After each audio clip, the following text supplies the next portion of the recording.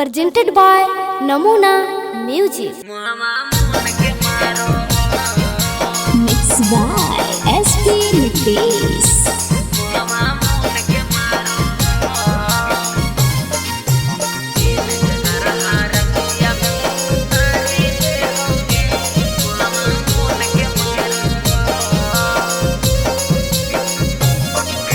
जाहु न कहीं कमाएला कोढ़िया घरे में बैठल के मैया पुटानी करो हो।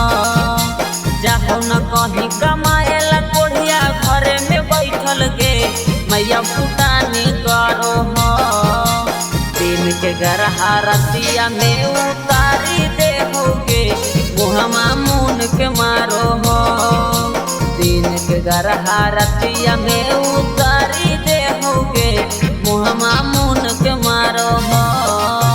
जाहो न कहीं कमाएला कोढ़िया घरे में बैठल के मैया पुटानी करो हो। जाहो न कहीं कमाएला कोढ़िया घरे में बैठल के मैया पुटानी करो हो। दिन के गरहा रतिया में उतारी दे होगे मुहमा मुन के मारो हो। दिन के गरहा रतिया में उतारी दे होगे मुहमा मुन के मारो हो।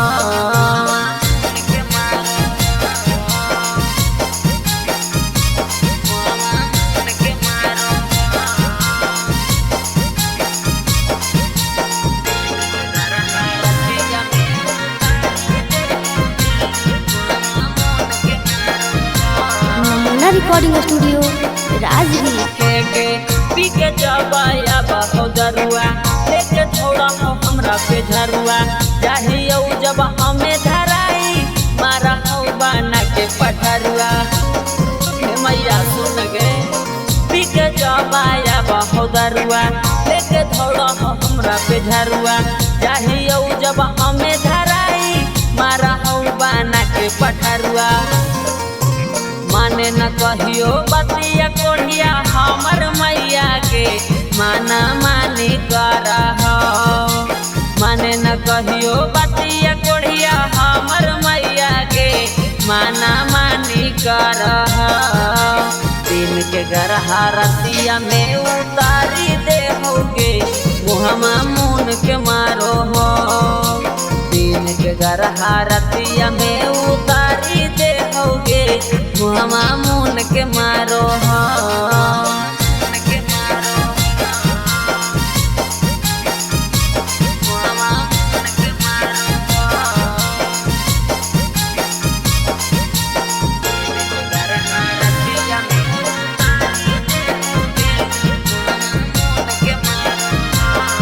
Namuna Recording Studio, Rajgir.